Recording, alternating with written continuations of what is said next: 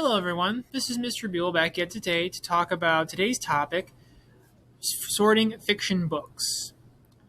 Now for the past few weeks we've been talking about how the call numbers that we find in our library catalog and that they're going to be important. And today we're getting into why we need to know them because when we come back into the library, whether it be the library here at Smith or if one of the any other public libraries or any other school libraries, we use the call numbers to help us sort out our books in our library. Now, usually when we're trying to sort things out, we have thousands upon thousands of books. Now, in order to make sure everything is nice and ordered so that we can find it, we use the call numbers as a sort of address for the book in the library. So once we see where it is in the computer, or we know the call number, we can go find it. Now, when finding the call numbers for fiction books, what we need to figure out is that when we're talking about our fiction books, we start with a F or FIC, as you can see on the screen, to showcase fiction.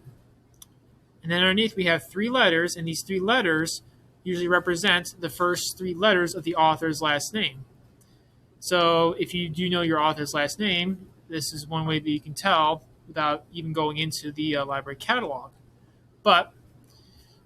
So if one were to think about other books that they may like say one of the Harry Potter series by J.K. Rowling, the call number is going to be FROW for Rowling.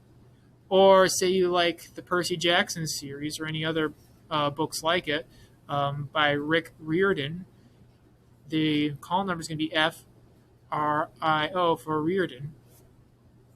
Or the Goosebumps series by R.L. Stein. It's going to be FSTI for Stein. So that's the general idea. And once we know the call numbers and those three letters, what we do is we sort them in alphabetical order.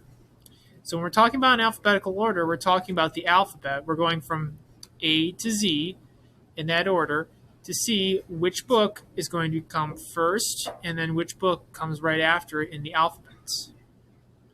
So on the screen, I have here the Shelve It game that is going to help me demonstrate finding the books and putting them in order. So I'm just going to show the alphabet here just in case we need to quickly reference it. Now, looking at the call numbers down here, I focus on those three letters. The first one in particular right now because when I'm looking at the call numbers, I first look at the first letter to see which one is closest to A. Now going through this, I see that CAR is the closest to A, so I'm going to put it in the front. So we usually put the books that are supposed to come first in alphabetical order on the left-hand side. Now, my next task is to find the next book that's going to be closest to C in the alphabet. So everything after C, the closest one after C. So let's see. All right.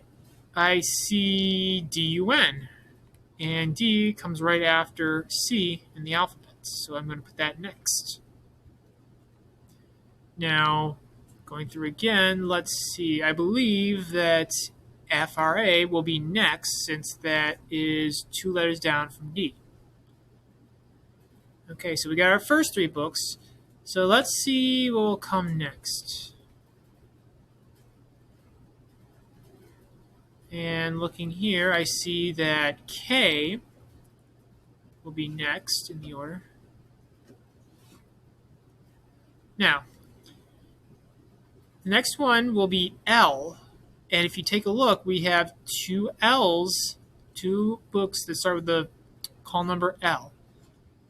So we have LOD and LUN.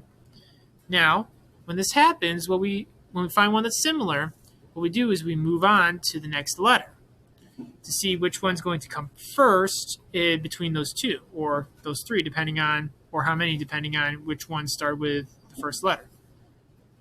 So in this case, we have to go after L's, we have to look at O and U. Now, I believe that O will be the next one because that's closer to A than U is.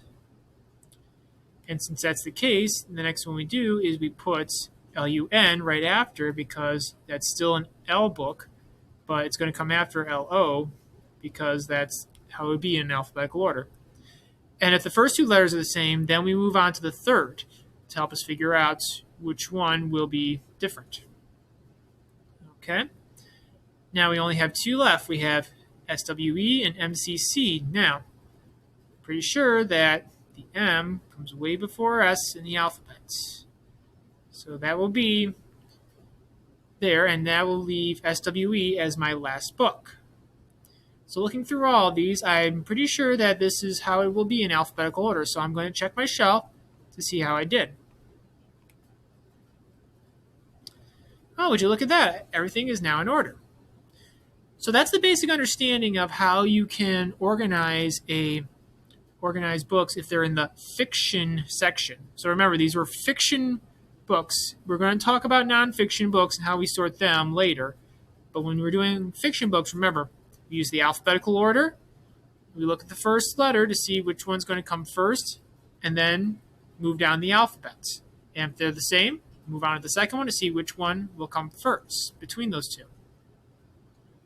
And we'll keep trying to find the one that's different. So remember, first letter first, second letter second, third letter third. If they are starting out the same, just try to move on to the next one.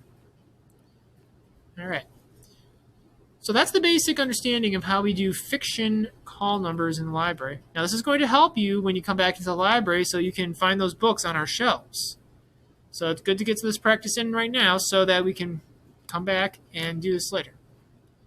All right, so I hope we all understand. And if we ever need any help, just make sure to contact me, Mr. Buell, here at Smith, and I'll be happy to help you. Have a good day, my friends.